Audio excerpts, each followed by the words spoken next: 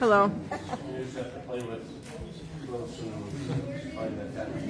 Test 1, 2, 3, 4, ABC. Jack and Jill went up the hill. Fetch a pail of water. Jack fell down and broke his crown. Jill came tumbling after. Remember that?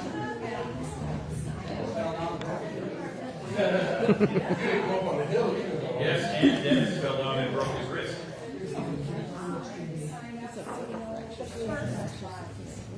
Be loud enough?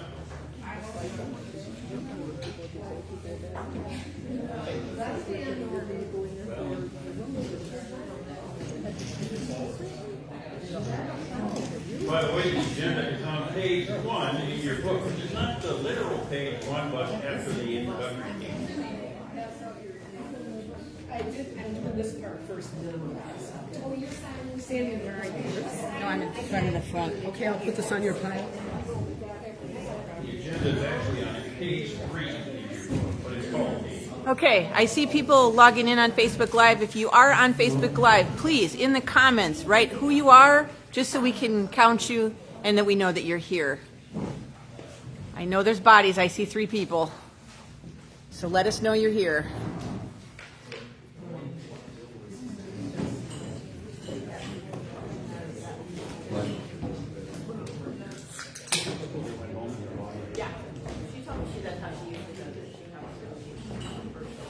There are addendums to the annual meeting. I think Robin's passing them out if you have not gotten one. There's 3 separate ones, so please let her know. Let's make sure everybody has a complete report.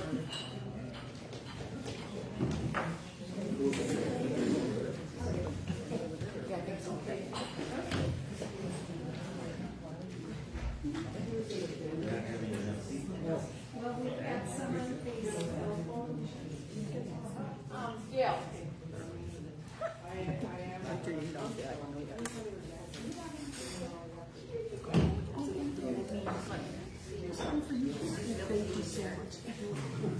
No, we've got 3 so far.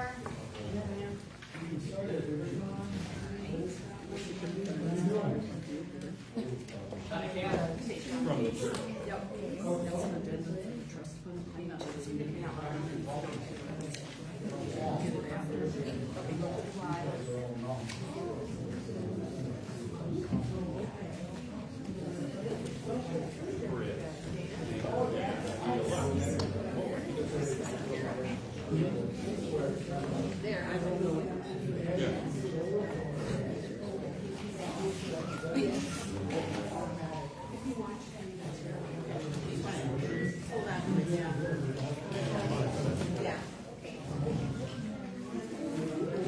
There's a sign-up sheet going around. If you have not signed it yet, I got it. Here's your hand. I can make sure I get everybody's names on it.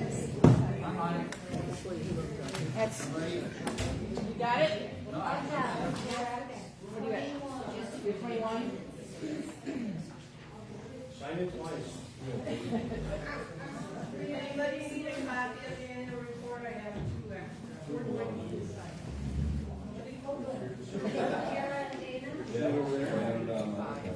Yeah, I didn't want to have my back here. Watch this. I know. I didn't want to do that either. I just sit and block everybody else off. That's what I would do. Front row.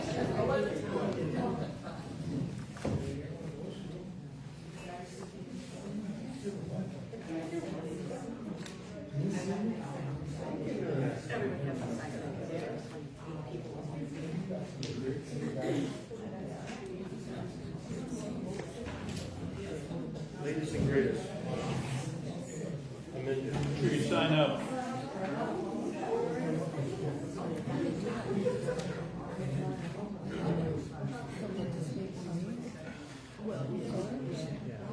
All right. I am almost positive that we have over 30 people because I have I can't hear you. 4 people online. I cannot hear you. 26? That's 28. Yes. I can't. I am not going to need it. Okay. We have 5 5 people on Facebook, and we have 28 here, so we do have 30, we have our quorum, so we can open our meeting. Oh, 7. Peter Breel is watching. Good. Got anybody on Facebook? My wife should be on. She's not on yet, No, she should be. There's 7 people on. unless she just walked in. All right, we will call this meeting to order at 11:10. The pastor will start with opening devotions. I will give you this one, you'll give the other. Okay, I found a reading from Christ in Our Home, which is one of our devotional books for today, Sunday. Fourth Sunday after Epiphany. And it's about the gospel also. Jesus saw a man suffering with an unclean spirit. We moderns don't use the term unclean spirit much anymore. I've wondered what diagnostic name modern medicine might give to this unclean spirit. But then I catch myself. My curiosity about what to call the man's condition can easily distract from the real story, which is Jesus saw a man, a child of God, who was suffering and in need of relief. Jesus possessed not only the power, but the compassionate desire to heal him, to return the man to himself as created by God. Divine power flowed through Jesus in a miraculous way, which began with Jesus seeing the man with compassion. Jesus calls us to see this same way. A person rather than a diagnosis. With compassion rather than self-serving curiosity, especially for those called unclean by any name or any condition, and pushed to the margins.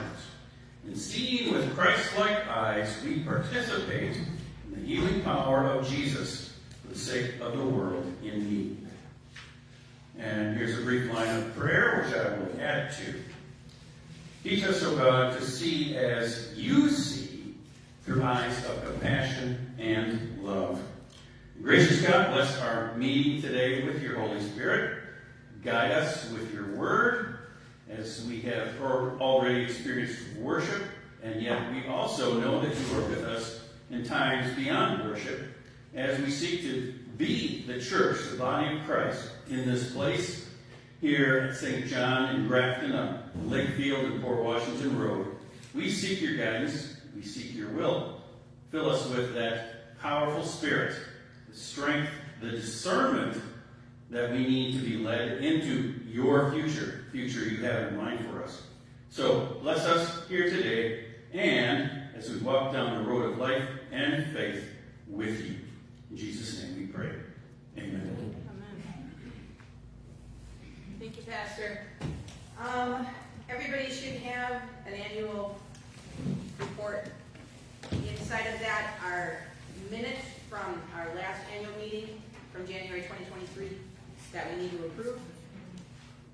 Anybody have any corrections? Anything they need to add to those? Then we need a motion to approve the minutes. Roger? Second. Joe has a second to approve the minutes as written. Any other discussion? All those in favor? Anyone opposed? Thank you, Judy. Do we need to approve the other ones, or are those all taken care of through the council for the extra second meeting that we had? I think those were already. Oh, that, the organizational? Yeah, Yeah, the post meeting. because those minutes are in here as well, but I think the council approved those, I don't think, yeah. Yeah. We should have given those. We did way back. Okay, President's report. My report you can see on page 8. A lot of what's in there will come up in other places across this meeting, so I won't really call anything to your attention now. If anybody has any questions they want to discuss with right now, we can do that. Otherwise, like I said, most everything that's in here falls somewhere else, mostly under new business, a couple under committee reports. So if not, we will go on to the pastor's report, and I will let him talk. Pastor's report is on page 6 and 7. Pretty straightforward. How did this come about?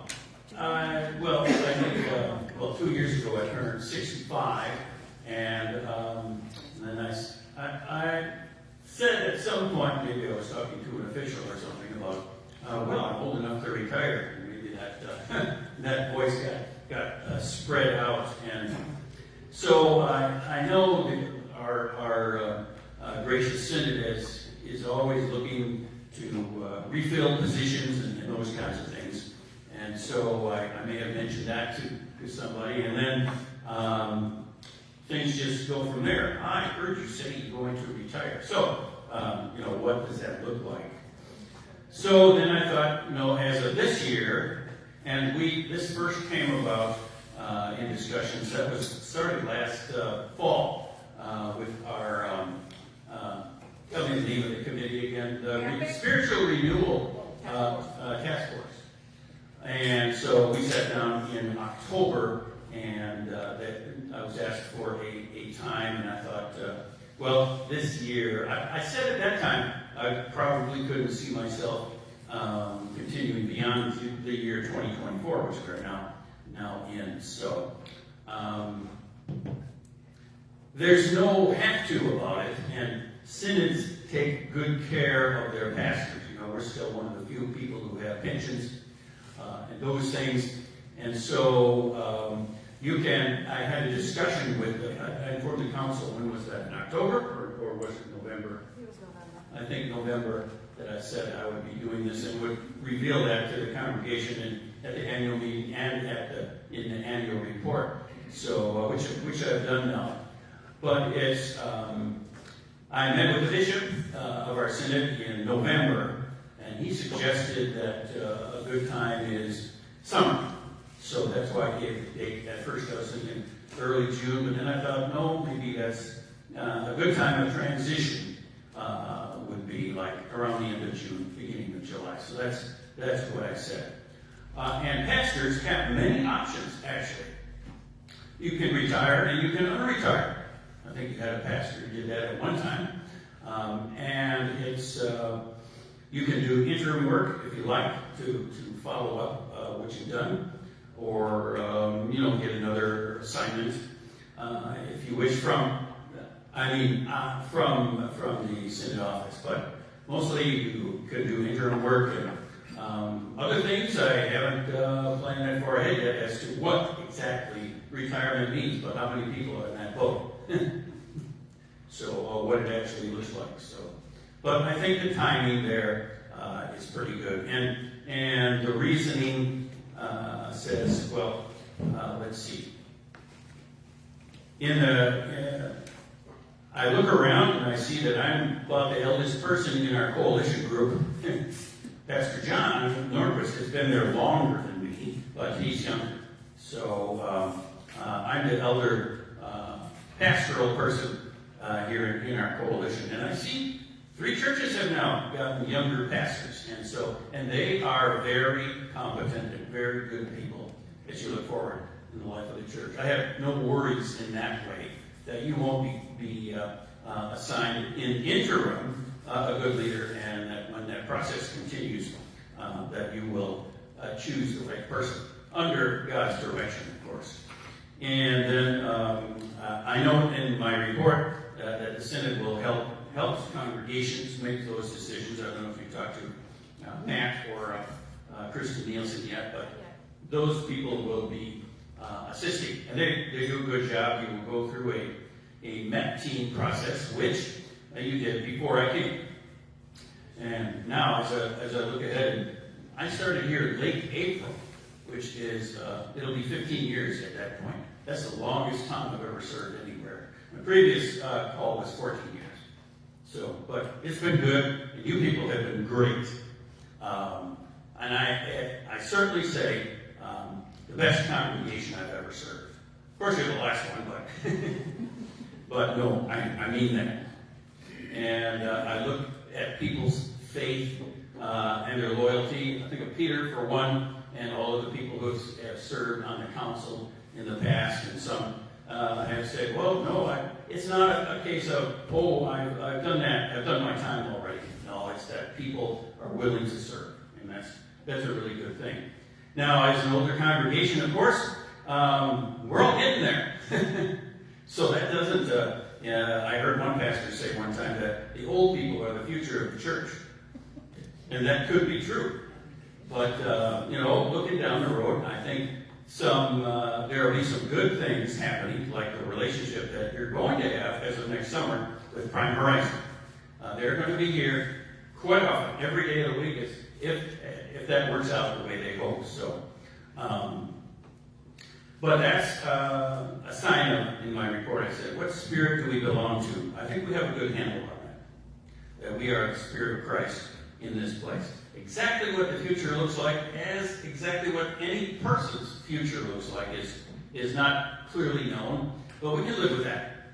I mean, Jesus lived with some uncertainty in his life too, when he said, even on Thursday night, well, if there's another way, show it to me. And that's what we do. We resign ourselves to God's will. And God is not going to cheat us or disappoint us or lie to us. So I think you will have a good future, as I hope too, that we will also. So blessings on your future and mine. And it's been great working with all the people here. Any questions? Well, yes, you will be assigned an interim person by the synod, and you'll go through the preparation, the Met team, and however that works out these days. But I mean, the pastors I work with, it's a joy to see them, and it's probably time, for older ones to step out of the way, like me. I am the most challenging cost you have as an older. There's something to be said for experience, and yet I know the future will look different. So, okay. I'm going to be missed. Thank you.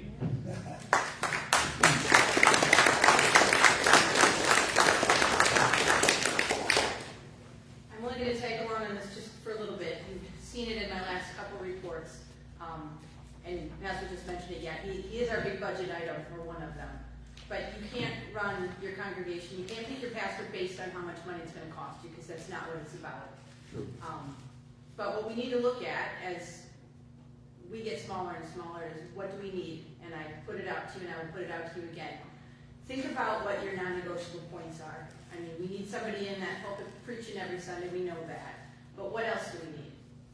As an aging congregation, what's most important to you? Is it important to have somebody that's coming and knocking at your door and checking up and to see how you're doing, making phone calls? Committees, do we need somebody? It's not even wants versus needs. What we want is not going to be all the same as what we need. So look at what we do here and figure out what we need. And like I said, what are your non-negotiable points? And that'll help us to go forward. Pastors graciously allowed us to speak with the synod ahead of time, so we have a couple months here to transition, to talk to Matt Shore and Kristen, and to find out what the synod can help us do. I mean, a lot of the monetary things as far as salaries and things, they're pretty standard. They're based on how much time someone has in their position and how much time we want them in our building. But where some congregations feel that they need a full-time pastor, we may not need that. We may be able to go with a 3/4 time pastor or a part-time pastor right now to satisfy the needs that we have. But we need to look at those needs. We need to put them down on paper, and we need to identify them. And that's not where we are yet. So I preached it for my last couple of reports. This is change. It's big change, and we don't all do change really well. We like our things the way we like our things, and change isn't always the easiest thing, but working together we'll be fine. We'll be fine. He'll be missed, we know that. That's a given. But we've done it before. Yeah, it's been 15 years, that's a little bit of time. You get comfortable and everything works the way you want it to, and change is hard. So anyways, that's where we're going. So we're looking for input. Input can come at any time, anyway. You can talk to me, you can talk to Dennis, you can talk to Peter, you can talk to anybody on the council. But please talk amongst yourselves, because you're the ones that have to choose which direction we're going to go in. We can all say what we think is right, but there's 35 people here that have a voice, and we want to hear everybody's voice. So, okay, any other questions for Pastor or for me on that subject? Dennis, your wife logged in, and so did Pastor and Gordon, either Perfect. watching. Mhm. Good. So we have more Yes, people. ma'am. Do you have some guidelines as to what's a full-time, what's a part-time? Not yet. That's part of why Judy and I will see Matt short, because we have a meeting this week for the Epic listening team. So I'll put it up to him and find out which direction he wants us to go in. So we do know, because that's been a question that we've talked amongst ourselves on, and I've talked to Pastor about it. What is, what is the requirement? What are you getting with the halftime? Is it based on time? Is it based on duties? Not for lack of a better word. Right. What do you get for halftime? What do you get for three-quarter time? And until we kind of know. But that's why I'm saying, come up with your non-negotiable points so we know where they fit in to whatever we're going to look at. And last I checked with the synod office, there are about 24 congregations of our synod, which has 140 that are without regular pastors right now. So there's a lot of transition. There's some retirements and there's some movement and those things. So we're not alone in this transition time. We've had 3 of our 5 congregations change pastors in the last 3 years. Oh, and just one other thing. When I talked to the bishop, I recalled that one pastor, at least in our area, left his congregation with only 2 weeks' notice. I didn't think that was very, very fair. Or another one announced that he was going to leave, and it took in a full year. And I thought that was too long. Also, so we're in the middle of that. We're 6 months. So with July 1st, I thought that was a fair amount of time, and with approval to go ahead and plan. Regardless, 6 months will come fast. So Yep, that's right. we'll get working on it now. Okay, Peter, treasurer's report.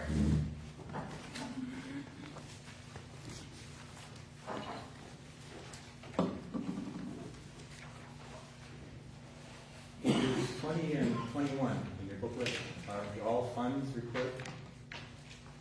Basically for the year, quick summary, we had a deficit of $24,000. And that took out of the contingency fund to cover the budget deficit. The contingency fund now has a balance of $3,700. Projecting forward through 2024, I'd expect we'd have at least $14,000 in by the end of the year. Interest rates, we've got CDs that are earning 5%. If that continues, we have like $5,000 in interest. We'll have money from the chili dinner. Prime Horizon, generally getting $1,000. A little closer. Can't hear you. Okay. If Prime Horizon comes more often during the week later this year, they're going to start out with costs. We may not be able to charge them a whole lot. There's still a negotiation what they would pay for using our facility. But there's also some Thrivent members who donate through Thrivent. So I'd expect at least $15,000 in contingency by the end of the year. So if we have a deficit again in 2024, it exceeds the contingency, then the decision becomes, where do we get that money from? We have a line of credit at the bank, but currently at 10.5% interest, it doesn't make much sense. We have to pay that back, and how are we going to pay that back if we can't meet our own budget? So, most likely, I would recommend taking it out of Memorial Fund, because that's the biggest amount of money we have. Whether that's right or not, that's up to the congregation to decide if those who donate to that Memorial Fund want it to go to pay the bills. So that's a decision we have to talk through as we go through the year. As Pastor mentioned, his costs are fairly high at this point. If in the interim, we may not have costs quite that large, but get a new pastor, insurance costs would go up. He's on a Medicare rate, which is a lot lower than what a family rate would be under a newer pastor. So a lot of things to decide and talk through. Any questions on, I don't want to go through all of these funds. Any questions on anything in the all funds section? Okay. Just one thought on if you're looking at different ways to give. Some of our members are doing this already. If you're receiving money from your IRA, you're receiving distributions from your IRA, a traditional IRA, and you've reached 70.5 years old, some of us are in that category, the law allows you to take those distributions and have them paid directly to a charity such as St. John, and not have to pay income in that money that comes out of the IRA. So it's something to consider. Like say some members are doing that, and it works out very nice for them. So if you have any questions on that, you can check with me or check with your tax person or your retirement planner. It's a good way to give and not have to pay money, not have to pay tax on the money coming out of your IRA. Anything else? And just so you know, Prime Horizon hopes to, I don't know if you've read this stuff, but they really hope to reestablish a strong relationship, like we had for 20 years with Lutheran. And they want to be here 5 days a week and have this as a teaching campus for developmentally disabled adults. So if it works out, by the end of this year, they will be here pretty much full time, except Saturdays and Sundays. But I think that will be a good blessing, hopefully, to the congregation. Okay, thank you, Peter. Nominations and elections. We have 3 open 3-year terms on the council.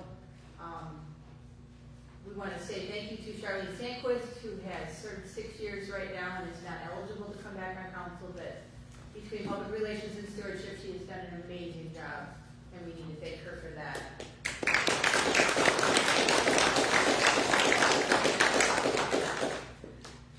As far as our other 3 positions, we have Mary Ellen Levra and Sue Doe, who are at the end of their 3-year terms, but are eligible to serve for 3 more. Otherwise, we're looking for 1 other open council seat. So I will open nominations. Are you willing to serve for 3 more? Okay, they both said they're willing, but we still need a nomination. I nominate them both. I second them both.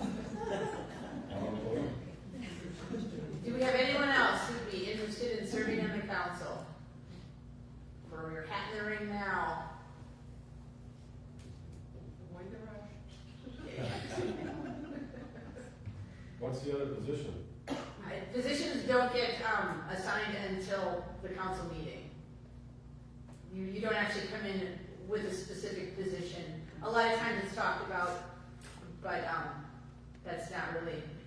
If you want to go by who's sitting in the chairs right now, Charlene sits in the stewardship chair, and that would probably be the one that someone would be looking to fill. So, if that helps. Otherwise, if we don't have any other nominations, we will defer that to council to fill that slot as someone steps up and volunteers. Do we need a motion to close nominations? Cindy? Close them. And maybe second? Second. Joe seconds it. Any other discussion on that?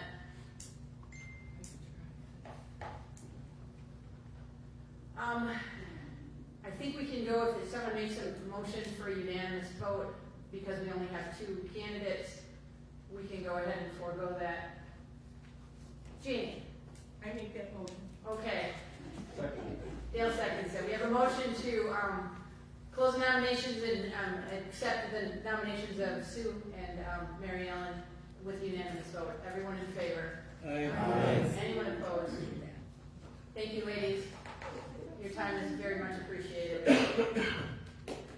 I'm going to let Cindy come up and talk about a trust fund. She's actually the treasurer. Jim Livenoff is the chair right now, but I think he is Florida. not yet. Or He's Arizona. taking care of her up north right now. So Can I just talk from here? yes, you can Yep. talk from there. Hello? Go for it. That's enough. All right. Okay, we have 2 positions, 2 3-year terms that we would need filled. Now, we do have 2 members that could do another 3 years. And Glenn has expressed interest in doing another 3 years, and Jim is the other one, and he's not here, so I would have to call him and ask him. So, do you still have to vote on it? I think you have to vote at least on Glenn, and then you do the same thing that the council's doing. You have that open position like the council has, and then you're gonna have to, the trust fund is gonna have to put someone in that seat, yes? Well, we don't have our meeting till February or whatever. Right. So does it have to be in front of the whole congregation, or can we just do it at our? I believe the trust fund has the power to put someone in that chair. Okay. I think that's how that works. So can we just nominate Glenn now? Yes. Okay, all who want to nominate Glenn. Glenn, you still want to, right? Second. I nominate Glenn for a second term. Seconded. All right. Since Jim's not here and can't confirm or deny, I'm I can assuming, call him. I Should can have just call him. voted in. I would assume he probably does, yeah. If not, we'll have another opening. But I think he will. It's only 1 to 2 meetings a year. Right. Yeah, that's just so Jeannie. Yeah. Yeah, Jeannie. All right, so next, if you go in your book and you go to page 16 and 17, I handed everybody out an adjusted sheet. We need to So- vote on him. Sorry. We still need to vote on that, yeah. You have to vote on Glenn. All who want Glenn. And I think we do the same thing with council. You have a motion to close nominations for unanimous vote because I'll make the motion. I think Jeannie already did. Okay. Joe can second it. Two second. Same as council, we have a unanimous ballot because there's only one person running, so, any more discussion on that? Everyone in favor? Anyone opposed? Trust fund comes up a little further down, if you wanna hang out and wait for that. Oh, Under old business, Okay, I will. so. All right, thank you, everybody, for your time, it's always appreciated. Old business. In your report, you will find committee reports starting on page 9. We have chairs here from a number of different committees. Does anybody have anything to add to what's written?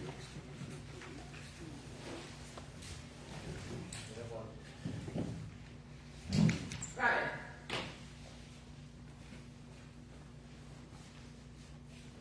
I got something to add to. Okay. Who said that? Joe did. You first.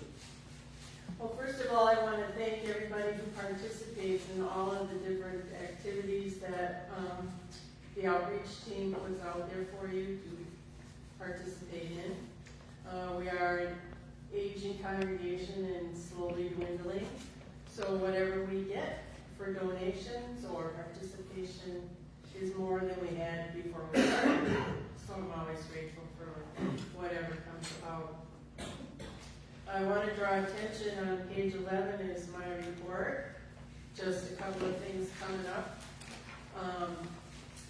In 2 weeks, we'll be having a midwinter break potluck brunch. That will be Valentine theme. So there's a sign-up sheet if you are interested in participating in that. And also our gratitude baskets that we give every year to an organization. This year we're going to be giving the gratitude, well, they're actually going to be little bags because we're giving them to the crossing guards in Grafton and Seaburg, and there are 19 of them. So instead of making one big basket for Grafton and one for Seaburg, we're going to give individual bags to each crossing guard. So if you want to make donations to the gratitude bags this year, we'll be assembling those on the 11th. That's 2 weeks from today. And then I'll be delivering them on Valentine's Day. So if you want to make donations of snacks, candies, thank you cards, whatever you want to include in that for the crossing guards who are out there in whatever the weather, to give them some thanks. We'll take those donations until the 11th, 2 weeks. Also, I have reserved 20 tickets for the Mark Twain Revisited show at the Shower Arts Center in Hartford. That is on Friday night, April 5th. I have the tickets. I don't have a sign-up sheet yet, but if you are interested in going to that, you can let me know and I'll start the sign-up sheet. So that's something to look forward to also. Also, I just want to say something about the directory. I worked for a long time trying to get people's cell phone numbers in the directory. And so if you have a landline, your number is in there. I'll just use Dale and Sandy as an example. They have a landline. Dale's name is listed first and Sandy's second in the directory. So that's the way their cell phones are listed. Is that right, Sandy? Yeah. Okay. So if your cell phone or anything is incorrect, let me know. Marion already said her cell phone is incorrect. So I did get them in there. It doesn't say cell phone number by it, so that's why I explained to you. The second number, if you're all by yourself, is your cell phone. So any questions about the directory? Good. Good Then job. what's that? Good job. I said, good job. Yeah, that's right. Thank you. That's a lot of work. Well, I don't know how many of you know I'm not computer savvy.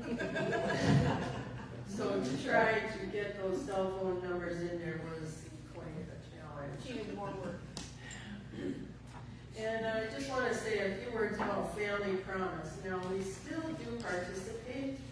You probably all know that there is a stationary, no, I hate to say stationary, but there is a shelter now. Permanent shelter, there we go.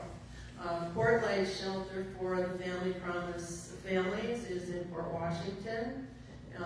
In March, it'll be open a year. And the congregations are called on to still bring the dinners each night, Monday through Friday, to the shelter and share the meal with the families that are there. I'm having a difficult time getting people, because a lot of you don't want to go out at night, and that's understandable, to bring the meal to the shelter.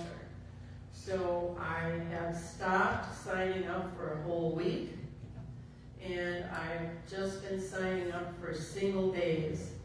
They have what they call community meal weeks, which they open up to organizations and individuals that aren't affiliated with the congregation, and they can sign up and bring the meal just one night of the week. So during those weeks, I sign up for one day. So we have a Monday in March, a Monday in June, a Monday in September, a Monday in November, and a Monday in December. So if you're still interested in participating in that, let me know, okay? Because we need to fill out new volunteer applications. You have to be vetted again. And then we have to have a new volunteer training session, because now you're going to be at the shelter, and there's different criteria for being at the shelter. So if you're still interested in helping out with that in any way, let me know. Any other questions about the shelter? They've been pretty full. In the winter, it's always more, it's fuller in the winter always, but they are almost at capacity, which is now 20, is what they can hold. So there is still a need for us to be with them. So It's a very nice facility as well. it's beautiful. It's like a hotel. Every room has a refrigerator, a microwave, a TV, their own bathroom.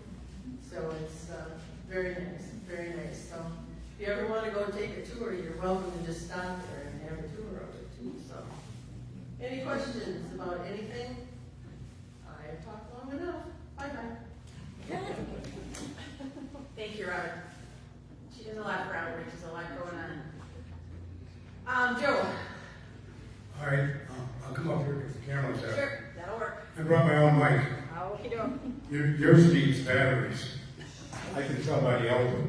Sure. Anyhow, so I put in, since I have the gift of gab, I had to write a statement here because we could be here 20 minutes. 20 minutes? 20 minutes longer than we should. All right, okay. So my opening statement was, this is the nucleus right here. This is the nucleus of St. John's Church. We're the future of the church. And moving forward, it's what you want to do. What do you want to do? And now I don't think we should do business as usual. We should do business different. Figure ways to do it better or whatever. But business as usual will continue the downward trend. We're going to attract people. We want an upward trend. Okay, so when everybody looks at the beams, and thanks to Peter for helping me out there with that, my first thing was, when we were moving forward as a church, what do we want to do this year or next year? Most businesses make a 3-year plan and a 5-year plan. Well, I've got a 1-year plan, and could be a 5-year plan, but it's just something that we should think about. Okay, now for this year, we put in a bare bones budget in the main grounds group, and we flatlined everything with no special projects. And I have a lot of people to thank for fixing up all the stuff on the church that we've done this year and last year, and we continue to fix stuff up and make it nicer and better and all that other good stuff. So my first question to you, and it's something to think about, and it's a real simple, it's a yes or no answer. First question: do we want to put a? We're going to fix the chimney. We sealed the chimney up, so we got to fix the chimney. And then once we fix it, are we going to use it? Well, who's going to haul the wood, and who's going to start the fire, and who's going to babysit it? Or do we want chimney concept, just to put in a gas fired insert, where you walk into the library room, push the button, fireplace is on, sit down, read a book, done reading the book, push the button, leave. Energy efficient, no hauling wood, no starters and stuff like that. So that's for the future of the library room, if you want to. So it's all you have to do, and I can make it in a form of a motion. Do we want to consider vitalizing the library room fireplace with an insert, yay or nay? So somebody's got to make a motion, and we can vote on it. What cash outlay are we talking about? What? Cash, how much? Or the council will come up with the money. No. $5,000. Nobody's making a motion. Okay, so here we go. give them It'll that. probably cost $5,000 for an insert. Right now, it's just a hunk of stone not being used, and it's not energy efficient. It's not any other than, it's an antique from 2080. They built that fireplace in 2080. I have yet, since 2080 when I started here, I've yet to see a fire in there. Since 2080. That's 40. What? 1980. 1980, yeah, 1980. Since 1980, I have yet to see a fire in that fireplace. But we built it. It looks beautiful. And we've never used it, but it's up to you whether you want to do this in the future. So somebody's got to make a motion whether we make it. Because we got to fix the chimney anyhow, because of the water leaks. But we've already taken care of that. Your estimate of 5,000, is that total install? Well, turnkey, total install, chimney concept. Fellow's name is a real young guy. Yeah, it's Cody. Real young guy, real good guy. And he also came and got rid of it. We had some extra visitors in our chimney all summer long. We had a whole family of raccoons, and I didn't want to kill them or nothing, so he would put his brush down there, and I said, oh, yeah, they're in there. I said, oh, we let him grow up and leave, and then he came back a couple weeks ago, and I said, just bag it so we don't get any more rain damage. They didn't want the sheetrock to get bad on the inside, so he tarped it all up real good for us, and we're safe, and we can just leave it be that way, and we can leave the fireplace be there, just looking like a fireplace, but nobody's going to use it. Because who's going to haul the wood? Who's going to light the fire? Isn't it already a gas fireplace? No. And so somebody can help me out here with a motion that we continue to think about this, or we can't. One or the other. Has something to say. One more question. is this something that would have to come out of the church budget, or is this something trust fund Okay. / memorial? It would be considered a capital improvement Yeah. to make it active again. It would probably, we probably could get some help from maybe the trust fund might be able to help us out a little bit. And the council will figure out where the gains come from. Because we got trust fund and we got, No, don't put it on the council. We don't have money in the budget to do it. we got memorial stuff. That's what I'm We got asking. memorial stuff, we got trust stuff, we got the money to pay for it. We just have to argue about who's gonna pay. We're concerned about paying for our budget. Well, we didn't go to budget for next year then. Okay. You're looking for a motion, Joe. Yeah. I propose that the church council look into replacing the fireplace insert to be either gas or electric, 6,000 or less. Somebody please second that. I like that idea. Second. Glenn seconded it. Okay, so the motion is that we're gonna investigate with the fireplace incident with a top line of $6,000. Motion, second. All in favor? Any more discussion on it? Any more discussion on it? There we go. Before we vote on this, is there any more discussion? Dale? I have a question about the external portion of the fire pit, the chimney. That's all gonna be automatically What repaired. is the cost to get that repaired? Chimney concept wanted, Just the exterior, so we stop our water leaks. right. What would be the cost of that? If we had chimney concepts do it, cost us $8,500. Steve Tetzloff and I are gonna do it free. Free. The chimney will be repaired free this spring. Steve Tetzloff. We need a chimney. So, even for a fireplace insert, you need a chimney. Is that budgeted? So we're gonna Steve and I are gonna fix it free. To the tune of saving the church $8,500. All right. Dennis? Joe, is this gas fireplace or electric? Yes. And do we have a gas hookup right now? Where's it gonna come No, from? but Where's it gonna come from? they're gonna take it out of the boiler room and run the line over And there. there's an expense All for that. turnkey. Is there an expense for that? What? Is there an expense for that? No, it's all turnkey. It's in the budget. It's in their It's the proposal. whole package. The gas and the electric and the install, it's all in their proposal. And I think their proposal's gonna get closer to 5 than 6, so we'll be under budget if it turns out to be a gold project. Have they provided you with a written quotation on this? What? Have they provided you with a written quotation on this? Every 6 months they give me a written quotation on it for the last 2 years. Okay. And I just haven't been able to get it all together to feel good about introducing it to you guys because I wasn't convinced. Now I'm convinced that, it's an idle room, the library, nobody's using it, and I haven't seen it since 1980, so we could get moving and get it fixed up and utilize the room. Maybe even before the pastor leaves, he may be talking in a fireside chat. There you go. I've heard of fireside chats before. So Jeannie, your motion will give council the power to make the decision, correct? Yes. You're just telling, the motion is to give council the power to investigate this further for a quotation that's $6,000 or less for a full installation for this fireplace. Correct. No need for a special meeting or anything. Okay. And where would the money come from? Are you proposing? That was my original question. That was a question. If it could be tapped from multiple trust fund, memorial fund, or regular contingency fund. Property fund or some? Yeah. Peter, is this considered a capital improvement that it could come out of the trust fund? I would consider it, yeah. So, Okay. Normally anything over $5,000. Has a life over 1 year. and- Right. Yeah. Okay. So there's a motion and a second. Right. So, We're still in discussion. Any other discussion on this before we call for the vote? Jeannie? Just to clarify, voting yes does not mean it's automatically happening. That's Right. that's my understanding. That just is giving council the power to investigate it further. Okay. Everybody's clear on that, yes? Yes. All right, call for the vote. Everyone in favor of the council investigating the fireplace insert at a cost of $6,000 or less? All in favor? Wait a minute. Wait. Roger's got a question.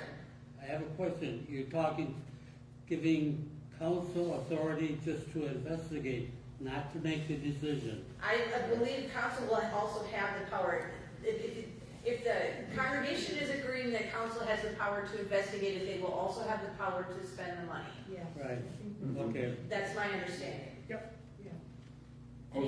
Any other questions? All in favor? Aye. Anyone opposed? Aye. Noted. All right, All right, okay. the council will investigate it. Okay, and then the last thing I have, I'm losing my grip here. And the second question that I have for you for the future is to upgrade the sound system.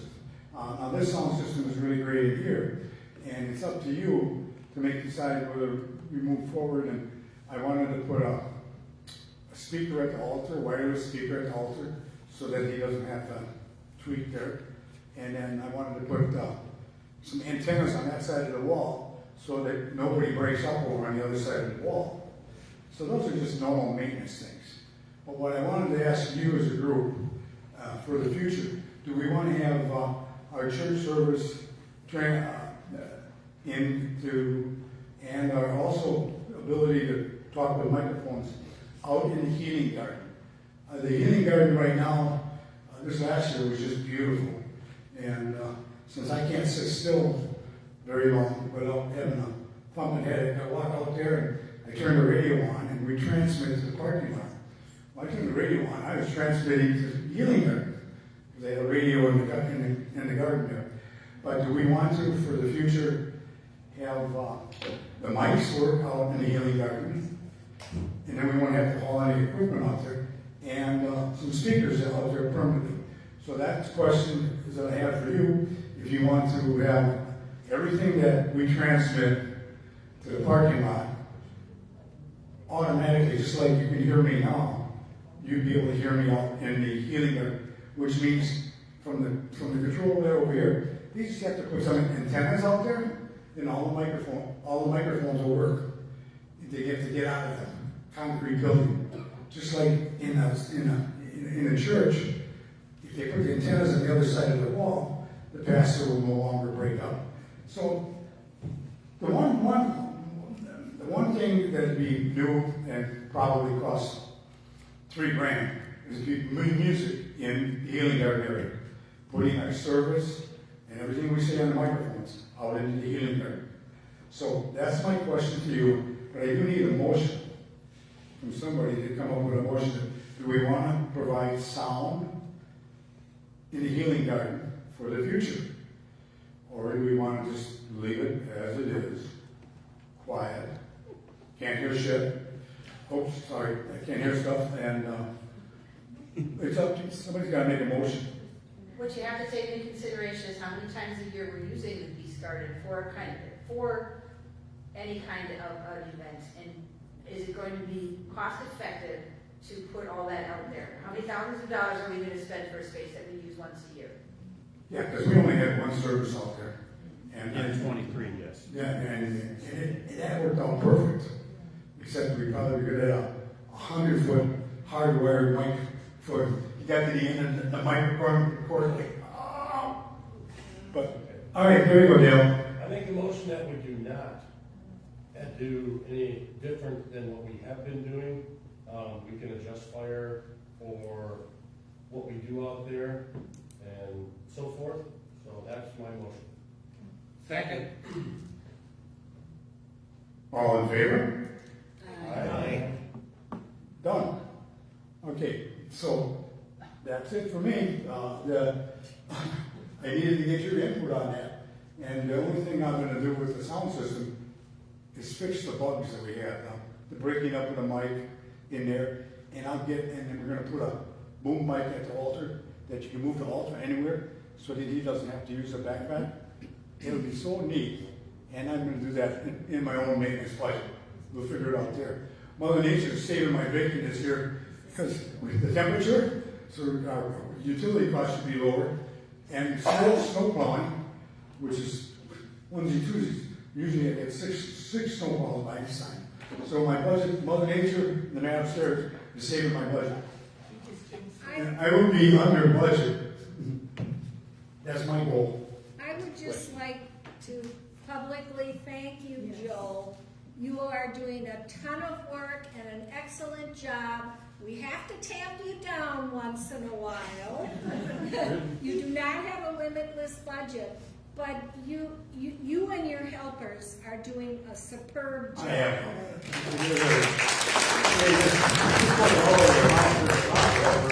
I pointed this one, and when I do something, they say, hey, all of a sudden there's somebody helping, and there's my buddy over there helping me do this, helping me do that, and I got a kick out of the girl who answers the phone at the fire department. Must have a script, because she's been warning me that we're going to get an inspection. So I go around and make sure the egress is all good and everything is up, and I got some sensors that I'm going to put up in special spots, just as well.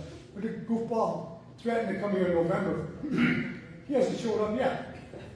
I got a Merry Christmas note in the boiler room for him. For when he shows up, Merry Christmas, call me, I'll see you in 5 minutes. I'm bringing coffee with cream and sugar. And nobody's called. He must be too busy. So, anyhow, there's a lot of people to thank for all their help. Thank you. Yeah, I'll trade you mine. Oh, that one doesn't work as good. It works just fine. Yes. It works just fine. Any other questions for property and grounds? I like Joe's category for all the things he carries. It's called church stuff. Well, It covers it. I've been retired for 10 years. So I'm going back to work soon. And so I have to keep church stuff with the town of Grafton stuff. I got drafted. City drafted me. Okay, enough. I'm already got the Thank you. street lighting in the town of Grafton. I'm the new guy who's the safety coordinator for any light in the whole town of Grafton. And now the guy that runs the highway department says, well, can you do all of Zalke County? I said, no, I don't. Me and the guys in Energies are old friends. So I just said, I want a light here. And he says, how much is it going to cost? I said, it's $175. I go over by Bonnie, and Bonnie cut me a check for $175 and give me a light there. And it's going to be safer for everybody. Cindy got her light at Highway 60 and C. It looks good now. Okay, no. All right, thank you, Joe. Cindy said TMI. All right, Cindy. Trust fund, yep, that's all yours. Wait for the microphone. When the microphone gets back to you. Hey, Joe, we got a light out up there. All right. Okay, if you go to page 16 and 17, you will see the trust funds sheet, the balance sheet, and the income statement. Now, I handed everybody out a new one where it's on both sides of the paper, so if you want to replace it. We don't get our information until after Robin's deadline, so that's why we have an extra sheet. And it's a good thing because it increased by $10,000, $9,000, something like that. So does everybody have the adjusted sheet that says December 31st on the top? Okay, so if you look at the original sheet and you go down to the third line on the balance sheet, the assets, you'll see that that has been changed to $229,744.94. So the total assets are now $230,842.22. Now, if you go down to the bottom, where it says the net increase, decrease, you'll see that it's been changed to $22,777.66. So the total is $230,842.22. Now you flip it over, and you'll see the income statement for the 12 months ending December 31st.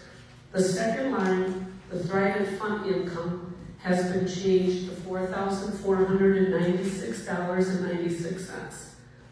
Other activity, unrealized gains or losses on Thrive funds, $27,950.45. So the total revenue is $32,487.41. You see all these changes, right? Yeah. All right. So the net income is changed to $22,777.66. Then you go down to almost the end of the page, and it says private fidelity ending value $229,744.94.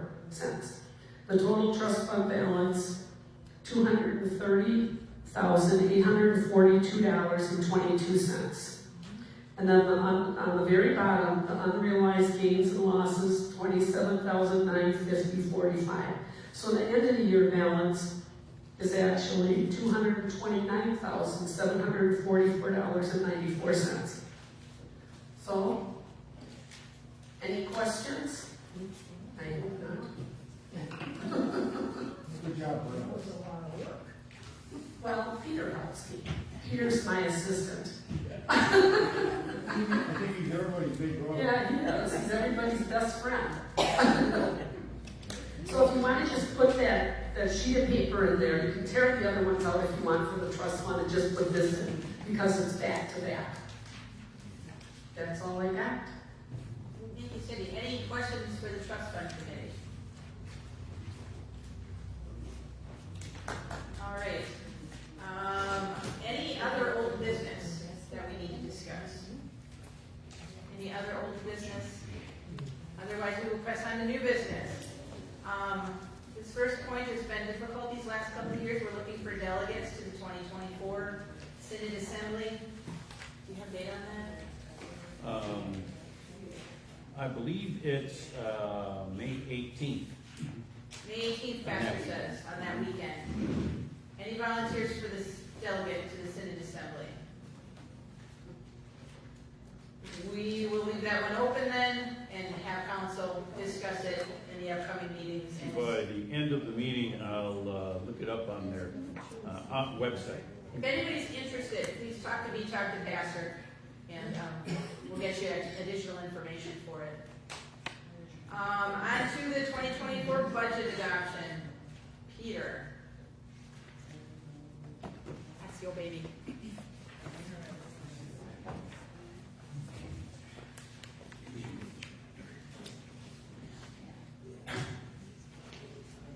The 2024 budget is on pages 18 and 19.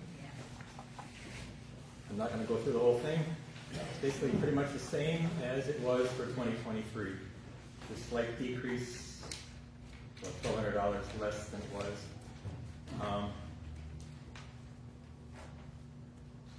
What? You gotta put that mic closer to your mouth. You gotta like be chewing on it. Oh, okay. Sorry. Like a rock star. Yeah, like a rock star. So are there any questions on the budget? The major difference was a decrease in mission support from 13,270 to 10,770. And that came about when I put the budget together. I asked each of the council members to give me their requests or suggestions for mission support. And I took the average of that, and these are the numbers that they approved at the end. So that's the decrease.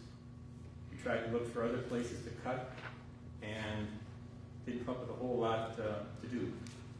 So that's where we are. Any questions on anything? Otherwise, we'll ask for a motion to approve. Charlene? Motion by Charlene. Second by Janine. All in favor? Aye. Anyone opposed? That is carried. So the 2024 budget is $160,245. The next item then, since we've just approved the budget, that includes mission support on the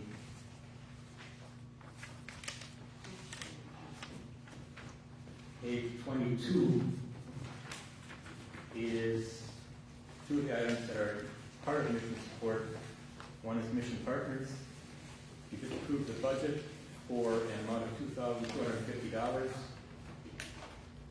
On the right-hand column of page 22 are the suggested distributees for mission partners per the council, and it's for the congregation to leave as is or to make other suggestions for replacements for those distributees. Any questions or suggestions on these mission partners for a total of $2,250?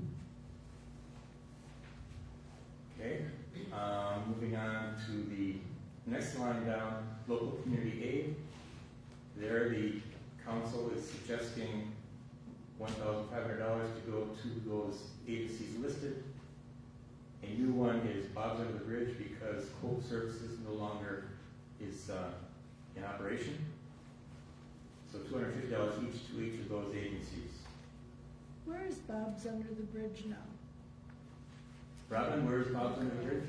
They're located in the, Badger Circle, Grafton. Badger Circle in the Oh, nonprofit. I thought they had moved, because we were. That's where they moved. Oh, that's where they moved. Yeah, they moved from Advent Church in Yeah. Cedarburg to that now. They've been there over a year now.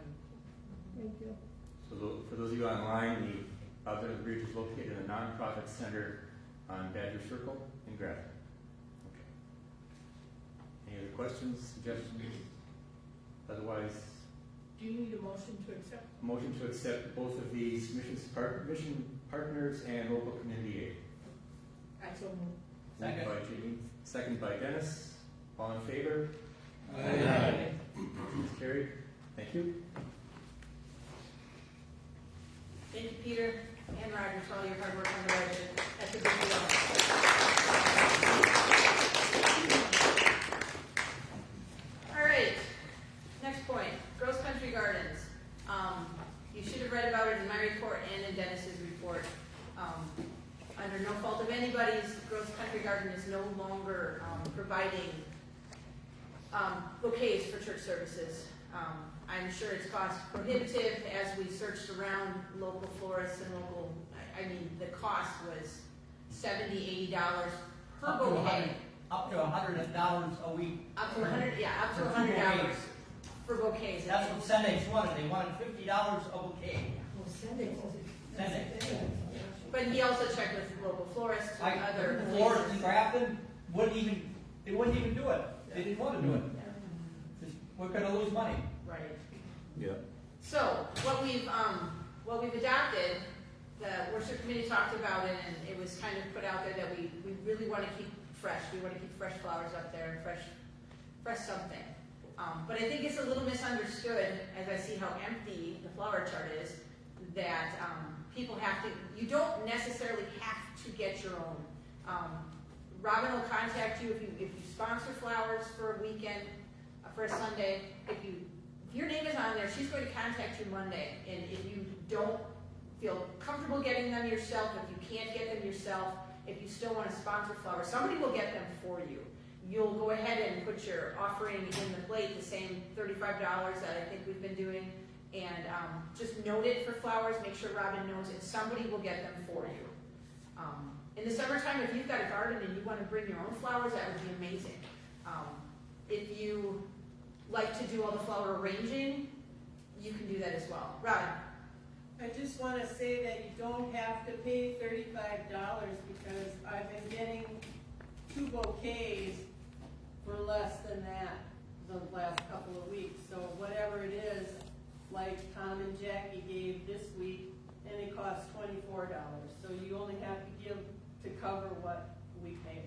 But are you going to bill? Are you billing that out? How are you going to handle that? I pay with the church credit card, so you still pay for your flowers, goes into the offering plate, and it'll come out, there's a receipt that goes to Peter with the credit card bill that says altar flowers on it, and from who it is, and what date it was.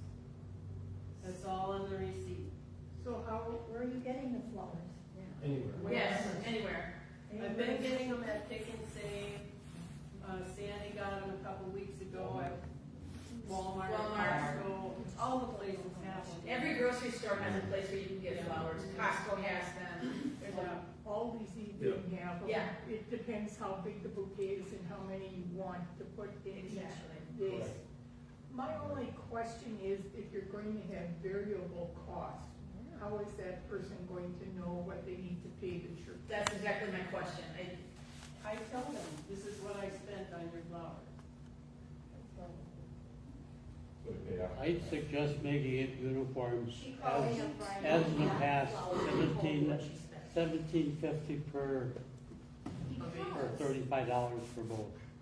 If we pay 35, let's say, and it doesn't cost that much, well, then you've got some seed money for the weeks that nobody signs up for. Yeah, but we're not going to go buy flowers if nobody signs up. Oh. That would I offer mean, us an unless opportunity. that's Yeah. unless that's what you wanna do, build up a kitty, then it would be $35 a week. But that was not what we, That's not how you originally set it up. no. Well, how we originally set up, the original vision was that whoever signed up would do their own flowers. Yeah. And that's becoming unattainable based on the number of people that have signed up on the flower chart. But what Roger's suggesting is that we collect $35 every week anyways, and then out of the additional money, so if there's a week that it costs $25, you have a $10 buffer in your kitty that can go towards flowers that are purchased for the Sundays when nobody signs up. Because growth isn't not going to bring them during the year if nobody signed up. We were going to get them anyways, and then the church had to absorb that cost, which gets a little costly when you don't have anything budgeted in for it. It was over $500 in last year. Peter said over $500 in unsigned up flowers, just for the costs for the Sundays that it wasn't coming. I got a question or an idea. When we were at another church in Lebanon, they used to save the flowers from 1 week. They put them in the refrigerator till the next week, and they'd use them the second week. And if they're lively enough, absolutely. Yeah. If you don't have somebody signing up, we could always do that. But that would require whoever bought them the week before would leave them. So there's plenty of ideas on what we can do. But I guess the question is, what's the best idea for us to go forward? Jeannie? Is that what you're looking for, is a proposal, or are we leaving it up to the worship committee to issue? I think the worship committee is looking for guidance as well, because this is just new territory for us, and while we want to have flowers on the altar, we're still looking for input because there's only 5 of us, and there's a whole congregation here, so. Do you have the vases?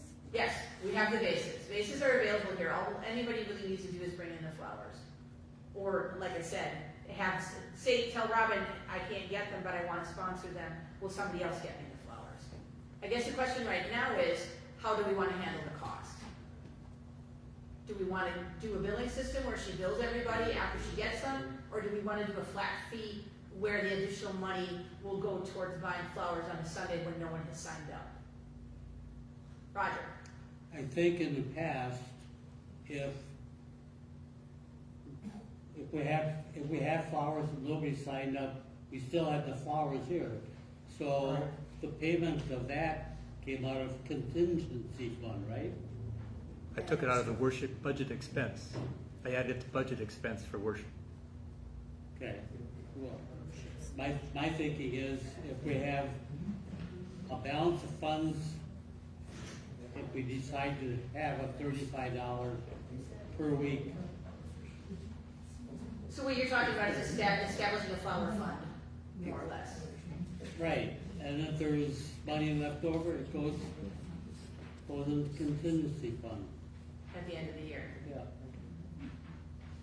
Todd, you had something? Yeah, I think we ought to go to some artificial flowers for the times that nobody signed up for flowers. Keep it to that. That is an option as well. What's that?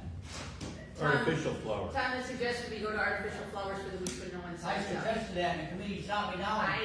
I was the only one out of 5 that said no. And I They would wanted shoot, no I would flowers. shoot it down as well, but that's. I wanted to get silk flowers. My opinion. Well, Judy? and my comment, which I made at council, was, our altar is beautiful, our windows are beautiful. If we have a week of no flowers, who cares? Who cares? That's it. No, I agree. I agree. Our stained glass window, or whatever that window is beautiful. And the palm trees are there, plants are there. Yeah. If we don't have flowers, we don't have flowers.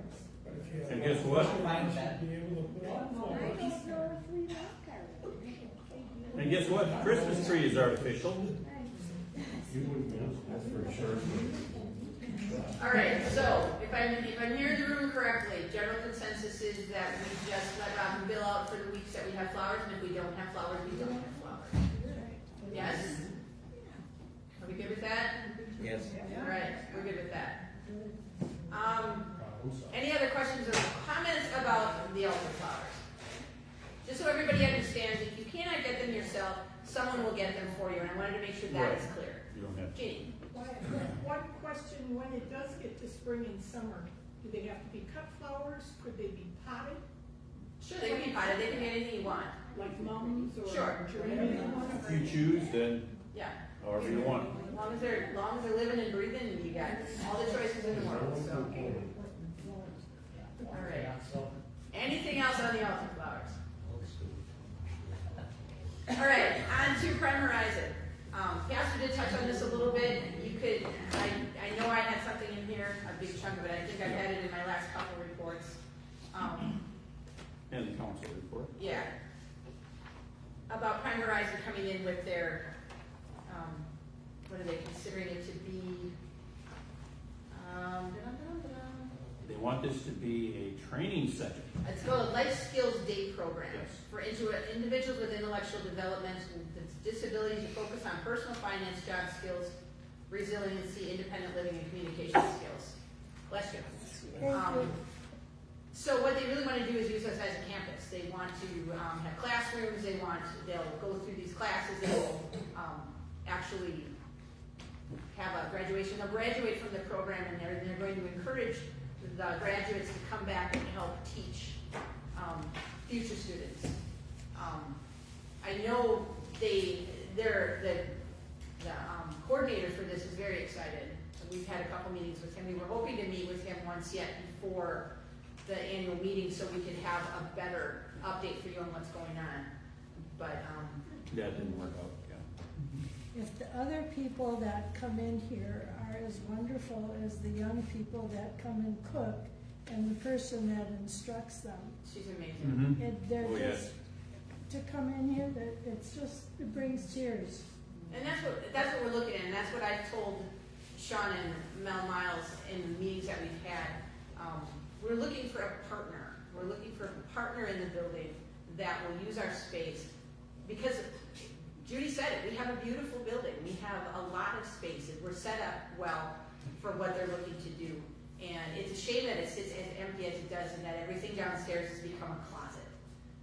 To have some life in this building and to have it used for a purpose outside of our walls would be amazing. And they think this location is ideal because they want to see something here. They had a program at Christ the King in Port Washington, but they really like this location. Are there restrictions on the time? And I'm only asking if you know. We've already discussed that if we would need the building, they would make whatever. It'll be accommodating.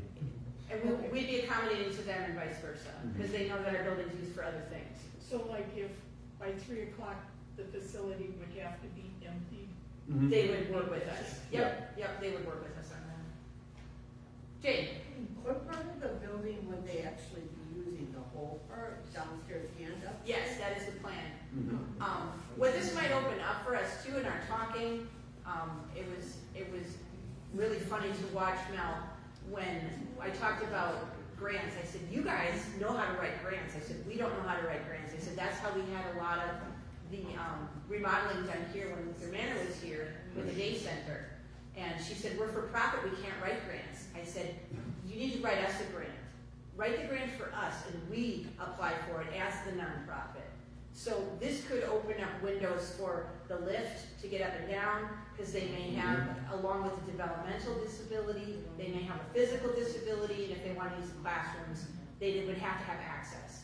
And there's certain modifications that need to be done where the ramp is, because the railings aren't within code anymore, everything is taller. So there's things that they need to look at to make our building feasible for them. But again, they can, just like, I mean, Luther Manor was different. They dealt with things on a nonprofit basis. We don't know how to write grants. But if we can make our building more accessible for them and for us at the same time, That's also something we're gonna look forward to in the future. Jenny? So with them going in, any building improvements would be their responsibility? Yes.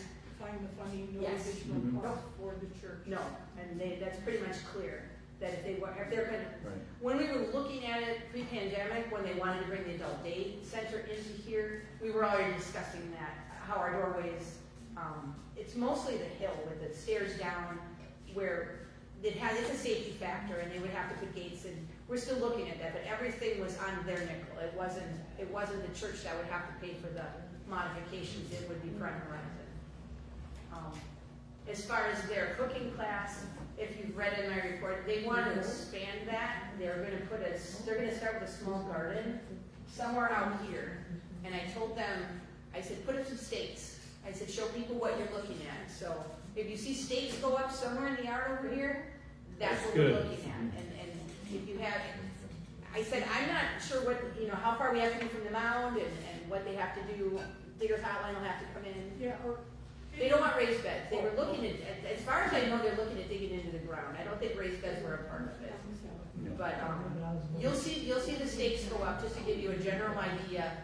It'll start small. It doesn't sound like it'll be bigger than 6 by 6 or something along those lines, but they want to do a farm to table kind of thing where they're growing, they're harvesting, and then they're using what they're doing. So that should be coming in the spring.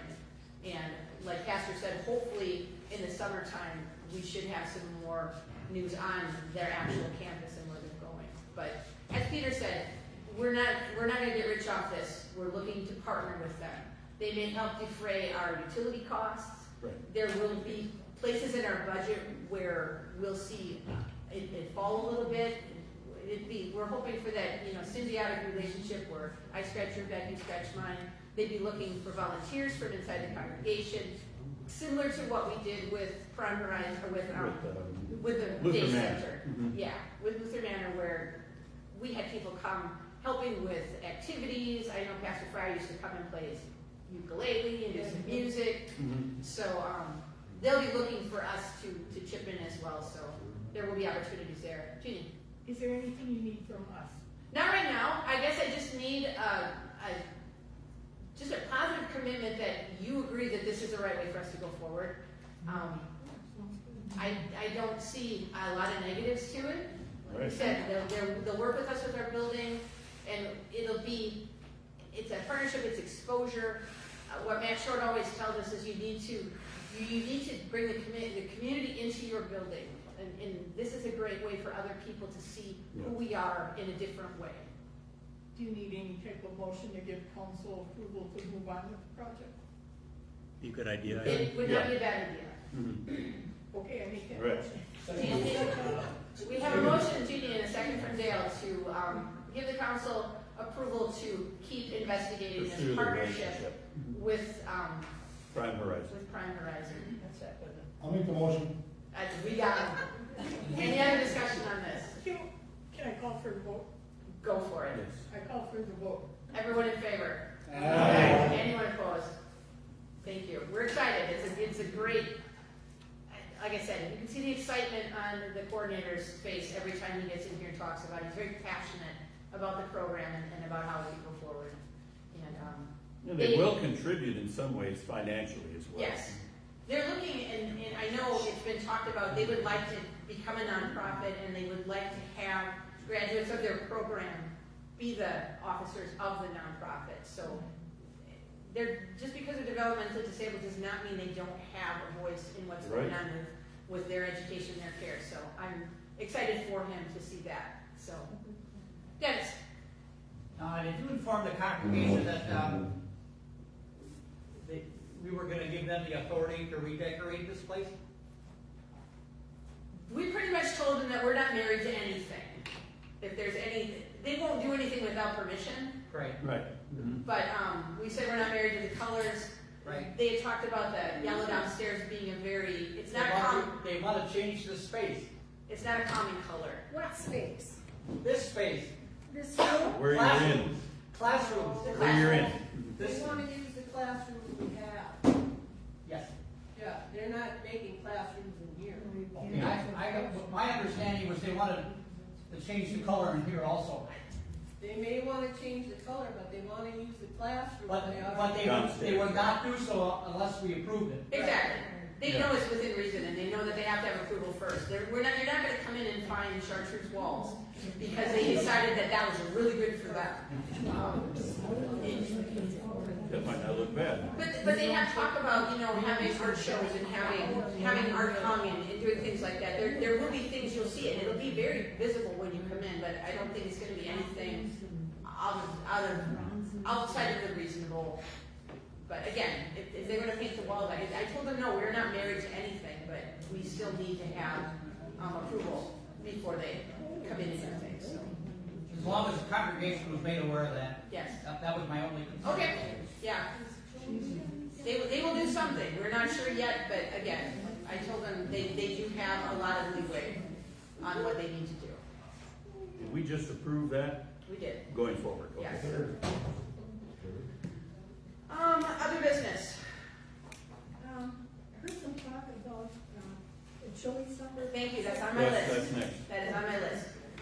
Anybody who's on email, should have gotten an email from me and from Robin this week, asking about thoughts on in-person chili supper versus our drive-through.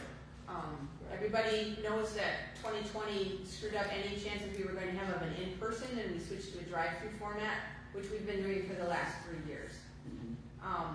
The problems that we have now are getting enough bodies to fill all the positions. When you look at what we need for a drive-through versus an in-person is a fraction of the people. I mean, you need, based on the email that I sent out, I got maybe 8 people that said, yeah, I'd help with an in-person, maybe 10. And when you think about a chili supper, and that didn't include kitchen people. So how many people are gonna do dishes? How many people are gonna, that didn't include anybody signing up to bake. Baked tables, clean Clean tables. tables, Yeah. clean out tables, you set up, prep time the day before. Used to be an all-day project. It was. And while I think this is a great idea, and I really think it's worth revisiting, with 3 weeks until the chili supper, I'm not sure we can pull together everything that we need to do. Diane? Roger's answer for our household was, the spirit is willing, but the body's not. That's it. And I'm afraid that's gonna be the theme as we go forward, is that everybody wants to help, Jeannie and I were talking about it, is how many hours can you spend standing? Yeah. And like Pastor said, none of us are getting any younger, and while I think it's a great idea, and I miss the in-person, I miss the people in the building, I don't know that this year is the year to do it. I think next year might be the time to revisit it and start early. You wanna start it in the fall. Bob Butt had said that his signage all needs to be redone, that all right now points at the drive-through. And just getting people, organizing a bake sale and a raffle and think of all the things that we do for an in-person chili supper that may not have gone on. I know the question was raised whether we could do something with our Epic churches and have them all in here. But what you have to look at then is if you have 5 churches participating, any profit that you make is split 5 ways. And what does that do? I mean, you're working really hard, and we're still, again, it shouldn't be a fundraiser. We're trying to be benevolent with our funds, and we give a portion of our money away, but you're still giving, you're only collecting these little teeny pieces of the pie, and what are you gonna do with that? Joe? Yeah, I don't think I need a microphone, but we got a lot of people last year that just saw the sign, and they came in because they didn't have to come in and sit. They came into the drive-thru to get chili. They didn't even realize it was going on until they saw the sign and go, it's a cold day, I'll have chili. And that would be in person. That's a goal. Yeah. That's a good thing. Jenny? Are you looking again for? We're gonna need something, yeah. At least just to clarify things for this year. Okay. Mary Ellen? Did you reach out to the youth at the other churches to see if there was any? I know Sue did talk to them, and there's a possibility, but there's nobody saying how many you're gonna get. So if you get 2 weeks, what is that gonna do for the 8 people that said yes? 10 people are still not gonna run this function.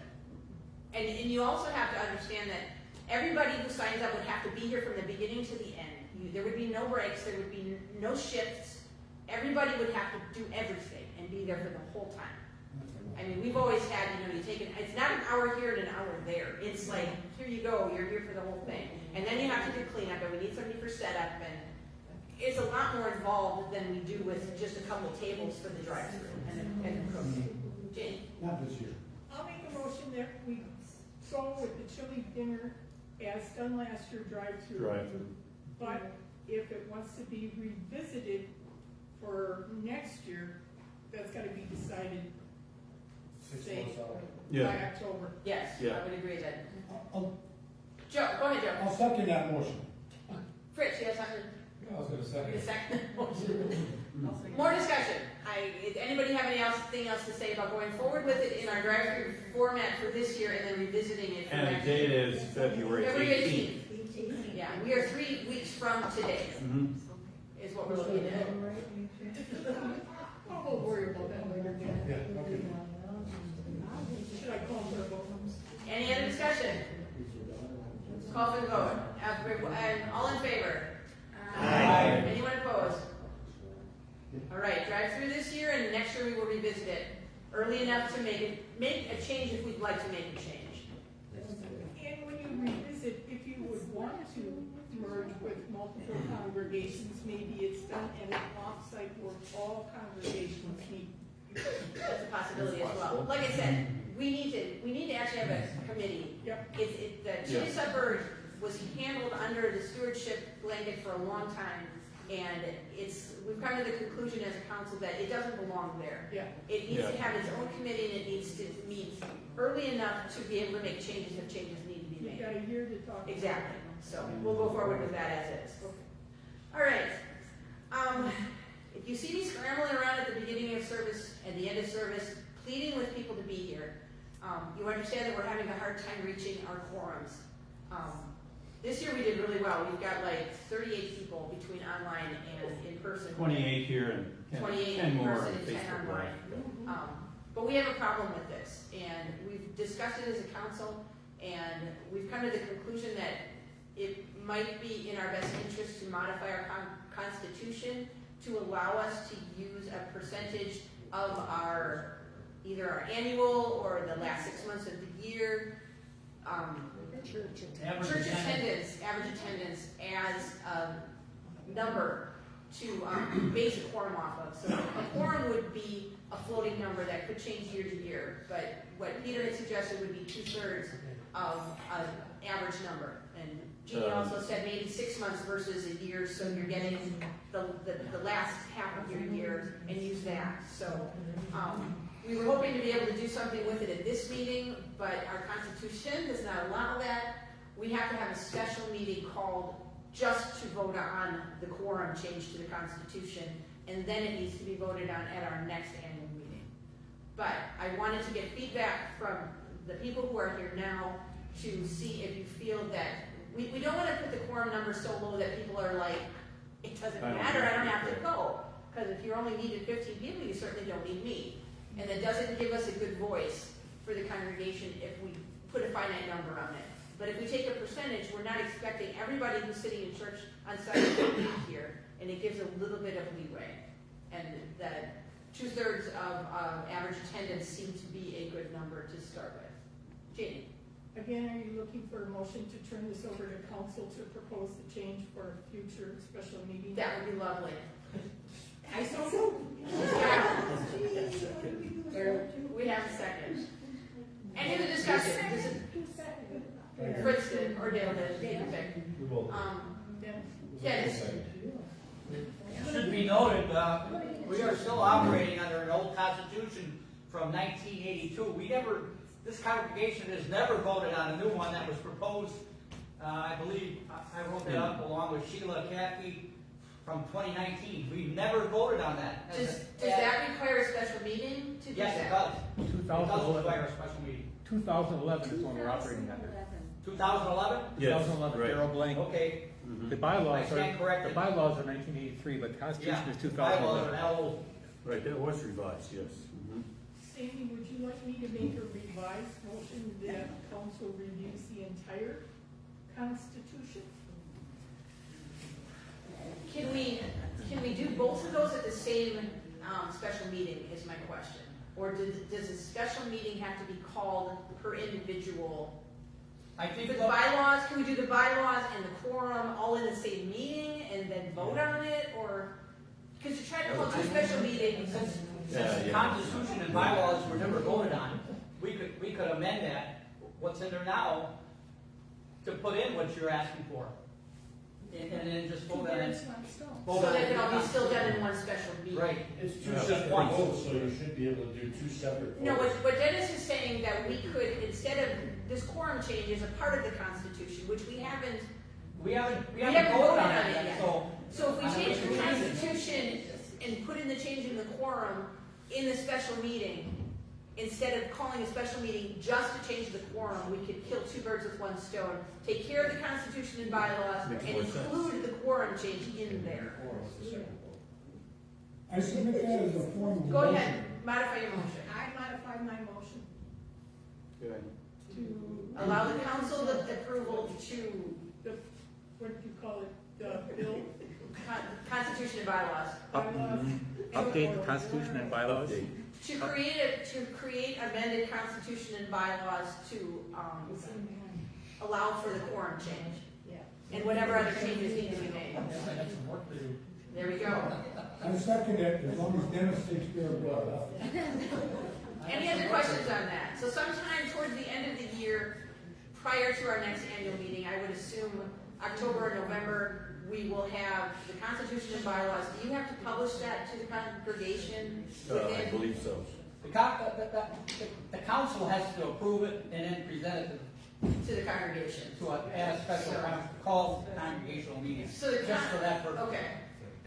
So the council will work on that during the year, sometime in the fall. We will call a special meeting to go ahead and accept an amended Constitution and bylaws, which will include the change in the quorum rules.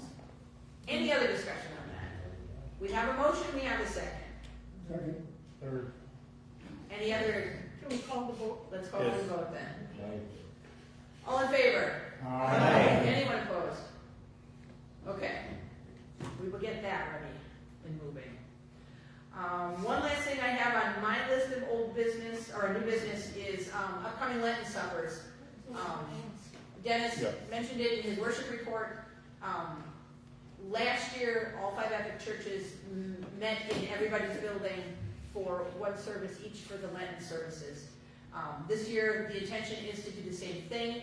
They've kind of ironed out the meal rules a little better. The host church, of which we will be on the last Sunday in Lent, the same as we Like did last last year. Last Wednesday. The host church provides the meal, or the main The main course, the main the main dish. dish. Main country, yes.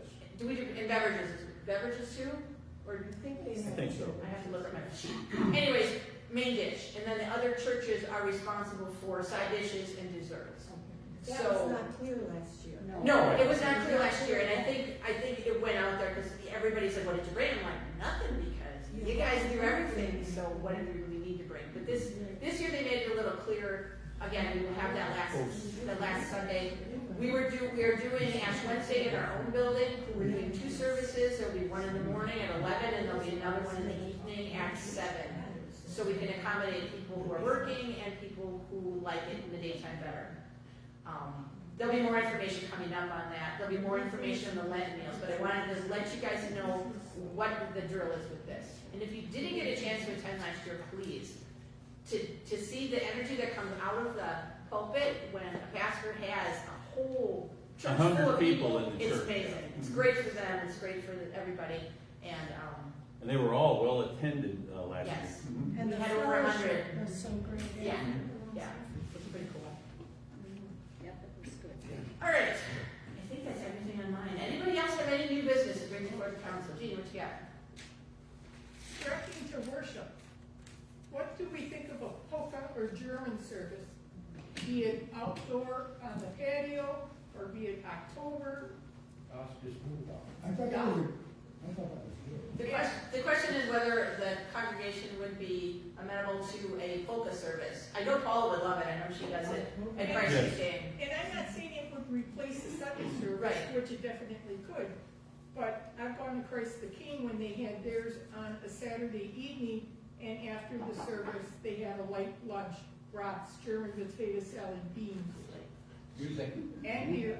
And Here, yes. It's on Oktoberfest. Yeah. And You if, gotta approve the beer by the council. and if we didn't wanna do it just for our building only, of course, public invited, but if there's talk again of doing a summer service with the joint churches, Yes. would they be open to changing the format to maybe a polka service? Right, like they have a service in the park every July, so. Yep. I have a president's meeting coming up, I will bring that up with them, and we also have an epic meeting coming up that we could, well, we have all representatives from every church.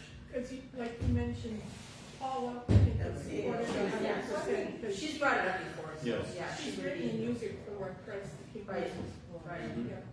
So can I get a general consensus, yes, everybody would be open to a polka service? Yes. All right, that's good. And Oh, see, Carefree, all right, there we go. Perfect. Done. Bob? Based on our weekly attendance for worship, do we even qualify for interim help? Oh, yes. Yes. Mhm. Yeah, I don't, The synod will assign a person, because we haven't determined the parameters of a pastoral role yet. So whether we'll need 20 hours or a half-time or whatever. So yeah, there will be someone assigned. I'm sure that'll all come when we meet with the synod and kind of get the guidelines on how we're gonna go forward. Yep. So. Any other new business? I love Jeannie's idea of a light lunch.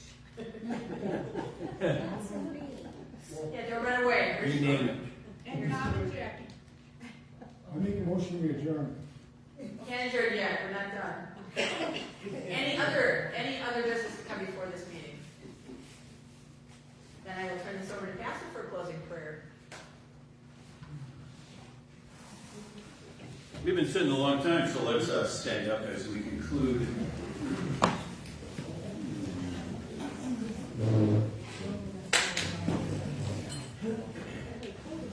Dear gracious God, we thank you for leading us, guiding us for, as of today, 158 years.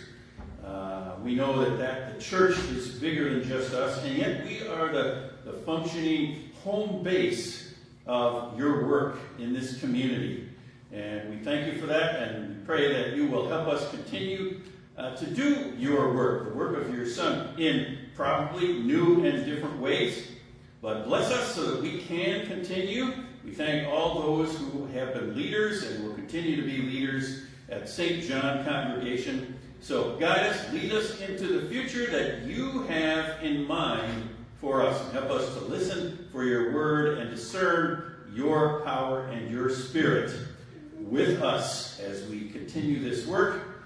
And we pray in the name of our Lord, who taught us, Our Father in heaven, hallowed be your name. Your kingdom come. Your will be done on earth as in heaven. Give us today our daily bread. Forgive us our sins, as we forgive those who sin against us. Save us from the time of trial, and deliver us from evil. For the kingdom, the power, and glory are yours, now and forever. Amen. Go in peace. Serve the Lord. Thanks be to God. This meeting is adjourned. Thank you all. Everybody. Need a special meeting, quick. Good job, man.